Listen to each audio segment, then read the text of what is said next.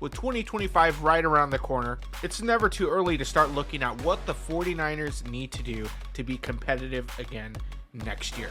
Let's talk salary cap. The salary cap is projected to be right around $275 million, of which the 49ers have $260 million already taken up in cap liabilities for next year. Not to mention, they have 31 projected free agents for this upcoming year. So, if you do the math, that leaves about $15 million to work with. Not a whole lot. Now, there were a lot of restructures that happened, so the 49ers can really pad the salary cap this year in 2024 and roll that over, because any unused salary cap can be rolled over in the future years. And the whole plan for that is they need to pay Brock Purdy, or they need to pay a quarterback. Whatever that is, they need to pay this year, and honestly rebuild the roster based on several of those free agents. Now with 15 million, roughly 15 million space, you account for the 50 million that they have this year, roll it over, that gives them about $65 million to work with. Now, if you have a quarterback taking up $65 million a year, even if you structure it well, that's still going to leave you around $20-30 million in year one to try to make up for the rest. Now, there's a lot of free agents, as we just mentioned, but let's talk a little bit about some people that we know that probably should go. We'll start off with the offense and go to the defense. There are several free agents on the offensive side, or people that you really need to look at their contracts. Colton McKivitz has one more year to go, but that's an area the 49ers need to focus on, is that offensive line. We know that Kyle does not do that. For 49er fans that have been around for a while, it's the polar opposite of the Jim Harbaugh years. Jim Harbaugh sees offensive linemen as weapons. Kyle Shanahan sees them as a necessary evil, and we're just going to pay as little as we can to put somebody functional out there. That's why you've seen extensions for players like Colton McKivitz or Jake Brendel. You're not paying overly well for that. Now, in their defense, they do pay at the left tackle position. We saw Joe Staley that stuck around, and he went from Joe Staley straight to Trent Williams, Hall of Famer, directly to a Hall of Famer. Now, Trent Williams is also getting up there in age. Yes, he wants to play till he's 40, but you look at this year, he was broken down halfway through the year and hasn't played since.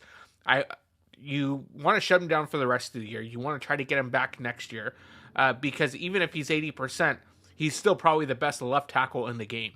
But you need to start looking for his replacement. So that needs to happen through the draft.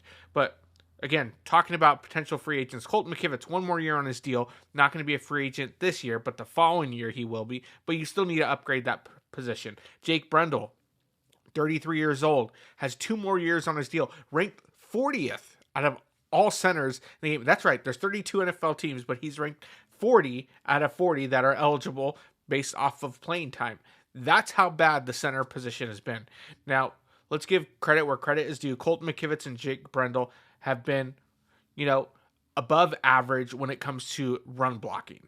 And that's all the Shanahan offense is, even back to Mike Shanahan, is that zone run blocking scheme.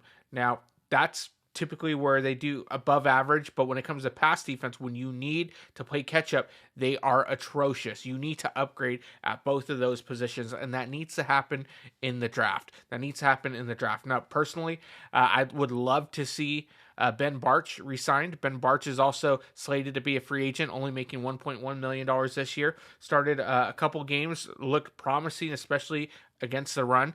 Aaron Banks is going to be gone as a free agent. So you got to start thinking he's probably going to get paid a decent amount on the free agent market. We know the 49ers don't pay well for that. So why not go with somebody who is a backup that showed promise over a couple games, and Ben Bartch, who was playing off $1.1 million this year. You could probably re-sign him for a couple million, maybe $2 to $3 million a year, and have him start right next to Trent Williams. And then Dominic Pooney is going to be there at right guard. He probably needs to put on some muscle during the offseason. We saw him get pushed around against the Rams defensive line. So he's exactly who you want at right guard. They definitely hit on that, but we see some of his weaknesses as a rookie. He needs to put on some bulk during the offseason. I would say at least 15 to 20 pounds of muscle to really kind of beef up. That way he's able to hold his ground when he's getting that bull rush. You can see he's swift. He's moving well when it comes to run blocking, but when it comes to pass defense against a bigger defensive lineman, he tends to struggle a little bit. So that's an area what we'd love to see. But 49ers really need to invest in the offensive line this offseason. You look at Deebo Samuel. What are the 49ers going to do? They restructured his deal in the offseason, which means it makes it much more difficult to cut him this year. In fact, if you were going to cut him, you would have a $28 million dead cap hit. In fact, if you did a post June 1st, it would be a $10 million. You'd save about $18 million, but then next year you'd still have the rest of that cap. So for about $8 million, that's really what you're saving. And so the question is, will the 49ers decide to extend him instead and try to maybe set up to release him the following year and try to get one more decent year out of him? That's going to be my guess. Based off Kyle and Deebo's relationship, I can see Kyle saying, you know what, let's mark this year as a wash. You're probably not going to get paid even if you left us, but why don't we restructure your deal? We'll give you an extension, and we'll try. And I think he's going to try to force feed him the ball again. As much as he should go, the 49ers should let Deebo go as a post-June 1st designation. I believe that'll help Kyle in his play calling. That way he's not trying to force feed Deebo. I think they're going to go ahead and give him an extension to help lighten the cap hit in 2025 and then eventually release him the following year. That way he can hopefully have a decent year next year and then sign somewhere else. Kyle Juszczyk needs to go. If you remember, he was slated to make $6 million, restructured his deal. That way he's down to about $2 million. He needs to go. I think that's affecting Kyle's play calling as well, as trying to keep Kyle Juszczyk on the field. You need to invest at the backup quarterback position. Josh Dobbs signed a one-year deal for a little over $2 million. He's not coming back. Would you come back after playing as well as Josh Dobbs did during the preseason and then be demoted to the third quarterback position? I wouldn't. Now, yes, he's been used to moving over and over team to team to team. The reality is he wasn't given a shot. When Brock Purdy went down, Josh Dobbs, everyone, the entire fan base, multiple different executives felt Josh Dobbs should have been starting based off how he played in the preseason. He didn't play. And so I think his tenure is done here. I think he's going to end up moving along, and which is probably best for him if he still wants an opportunity to start. And that's not going to happen if he is third string. So which is unfortunate because I thought he did really well and I thought he was a serviceable backup. But the 49ers seem to have different thoughts. Now, Jordan Mason is another guy that I don't see being resigned. I do think he's the perfect guy the 49ers need to resign. Maybe they can work that out, but I think he's in line for a decent payday. He was the number one running back before he went down, even ahead of Saquon Barkley and Derrick Henry, before getting injured and nicked up.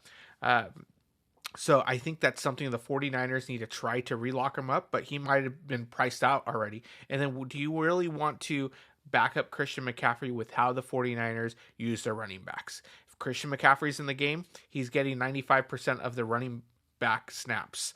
And then Mason might go in there for 6-7 plays. No, if he's already shown what he can do, he probably wants to go somewhere where he can start, where he can thrive, and where he can provide for his family. So unless the 49ers can sweeten the deal and pay him a little bit more and then tell him, you know what, we'll go for a little bit more split, maybe 65-35, 65 Christian McCaffrey, 35% Jordan Mason, to try to keep them both fresh. I think that's the only way you potentially keep him. But again, he still might be ready to be a starter. So we'll see what happens there. You have other free agents. Elijah Mitchell's not coming back, so you might need to invest a little bit more there. You have Isaac Guerrero, who's shown he's getting hurt. Patrick Taylor's going to be a free agent as well.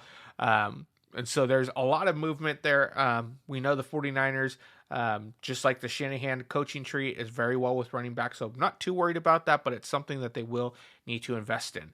When it comes to George Kittle, I think you need to extend him. He's not a free agent, but I think you need to do right by your tight end. Do right by the starters and the captains that have produced even in this atrocious season. George Kittle has been having one of the best seasons of his career this year, despite how bad the 49ers are doing.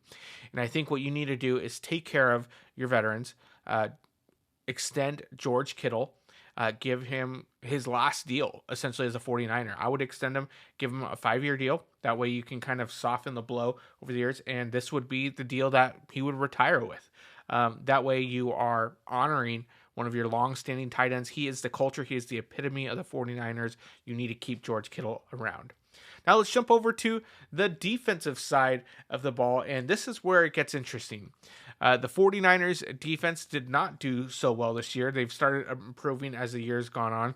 You start looking at the run defense. It seems like every year, ever since losing DeForest Buckner to the Colts, it seems like the 49ers defensive line has never reached that pinnacle in the past. Now, mind you, that was several years ago. That's when Nick Bosa was a rookie. You had D Ford, you had Eric Armstead. It was a very lethal defensive line. And the 49ers have tried to rebuild this thing over and over as cheap as you can. But the reality is you get what you pay for.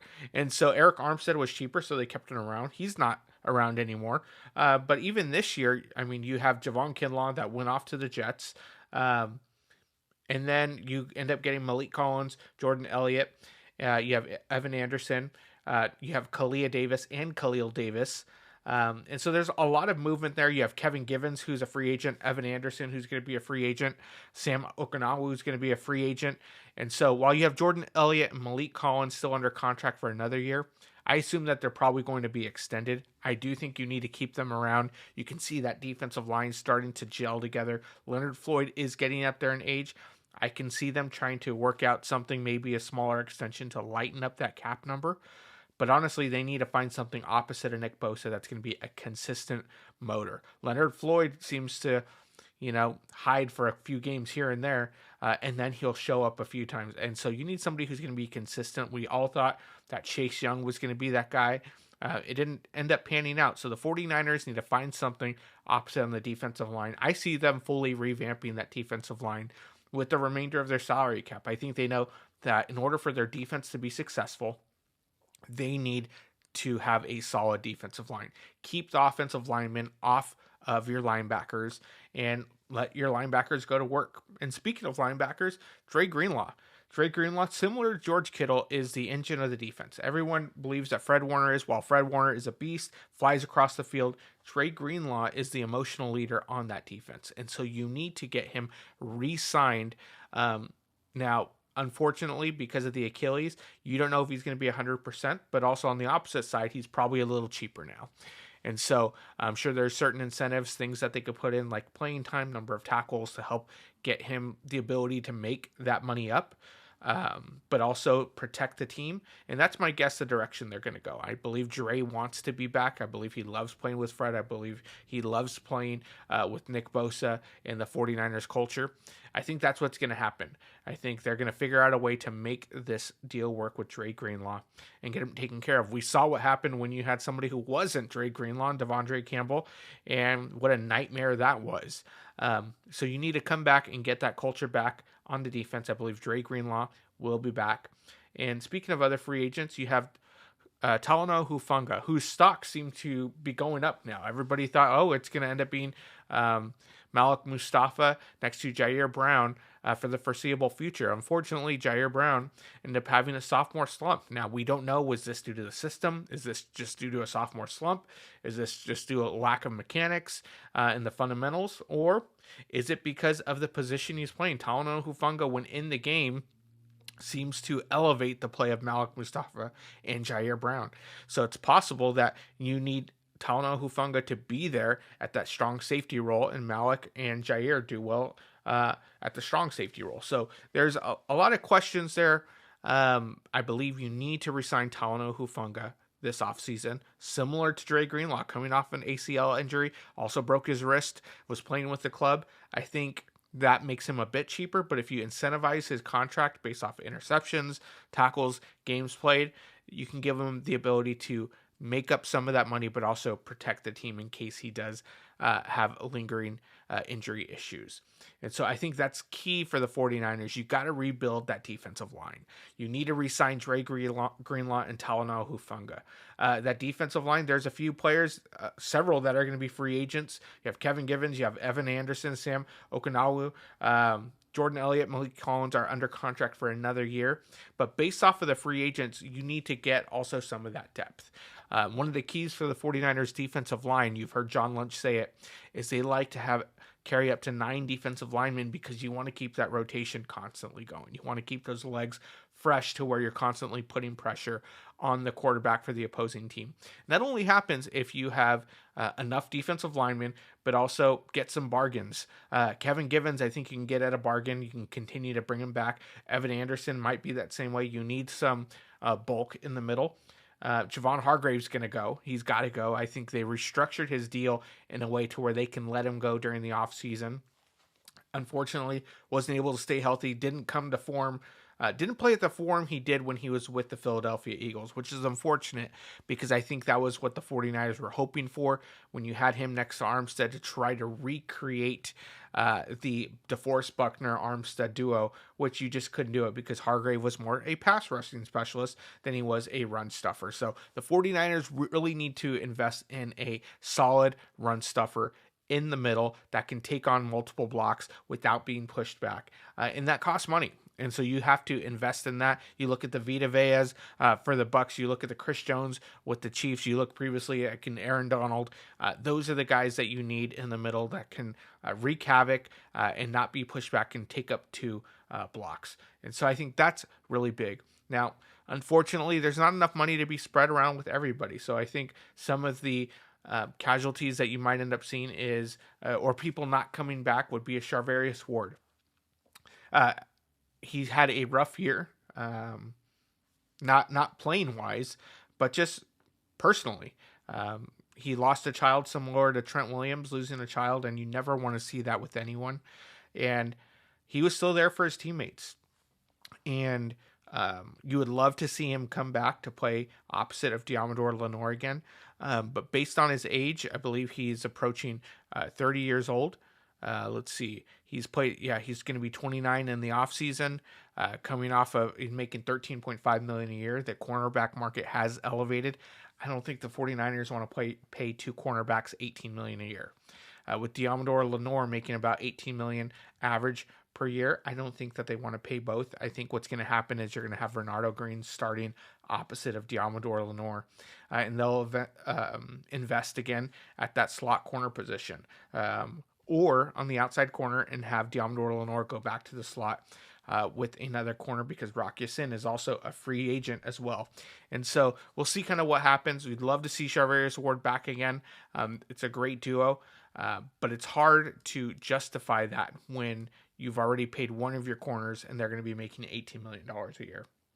And so special teams, that's the last one we want to talk about. The 49ers need to invest in some special teams.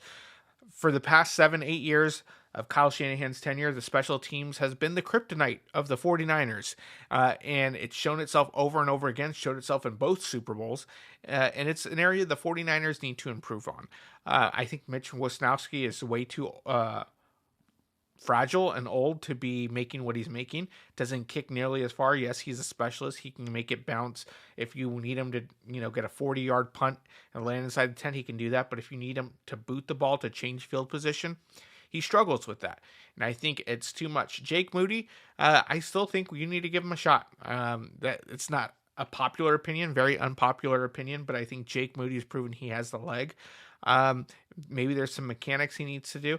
But he wasn't the reason the 49ers are what they are right now at 6-8. I believe that Jake Moody needs to improve, but he did perform well in the Super Bowl.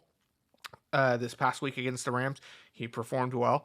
And I do think it's something where he's going to find his form, and they're going to be glad that they didn't cut him. So that's the early outlook for 2025. Things can change. There's 3 games left in the season, and we'll see what the 49ers put on tape. But a lot of movement can happen. A lot of restructures can happen between now and then, injuries, and a lot of it's dependent on Brock. I think the 49ers have already made it clear that they want to pay Brock Purdy. They want to get it done early because the last thing you want is another Deebo Samuel, Brandon Ayuk, Trent Williams, CMC type of thing where it drags out. They're not able to go into OTAs, work out, and then affects and drags into the year. You want to get that locked up early, but you don't want to pay Brock Purdy over $55 million a year. If you can get it to an average of $42 million a year, 35 to 42, I think that works out for both Brock and the team. You can give him a big signing bonus to kind of help the team and then spread it out across the years. But I believe 38 to 42 is the best way to keep the 49ers competitive, give him the stars he needs around him, and protect him on the offensive line. And I think if you can figure out a way to come to a compromise there, 45 maybe at the ultimate cap, but that's the highest I would go for Brock Purdy. Otherwise, it makes sense to try to get Sam Darnold back, try to bring in a Kirk Cousins, maybe even try to get Baker over. Who knows? But I think the thing is, 49ers fans, for the most part, want Brock Purdy in a 49ers uniform, but not at $60 million a year, not at $55 million a year. I'd say 35 to 42, 35 to 45, that's where he should be. And if they can figure that out, then they should do that as soon as possible. That way they can focus on the rest of the offseason. Well, that's all we have for today. Don't forget to like and subscribe, and we'll catch you next time.